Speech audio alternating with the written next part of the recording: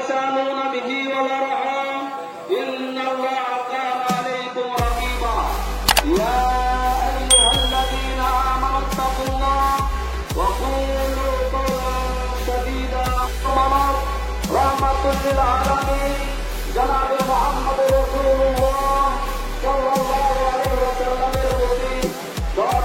درود السلام অবতীর্ণ হোক। এই মাস দিয়েছে আমরা এবার পাঞ্জাবি করে আল্লাহকে রাজি করে নিজের গুনাহকে ক্ষমা করিয়ে দেওয়ার জন্য যে কতটা নিজের গুনাহগুলো ক্ষমা করাতে পেরেছি। এই মাস দিয়েছে আমরা জাহান্নাম থেকে বাঁচার জন্য আমাদের এবং বেশি বেশি করে এই মাসে উপার্জন করার জন্য। কারণ নবী উম্মতের মুহাম্মাদের বয়স বলতো উম্মতের মুহাম্মাদের বয়স হচ্ছে 70 বছর। এর মধ্যে বেশিরভাগ মানুষ দুনিয়া থেকে বিদায় হয়ে চলে যায়।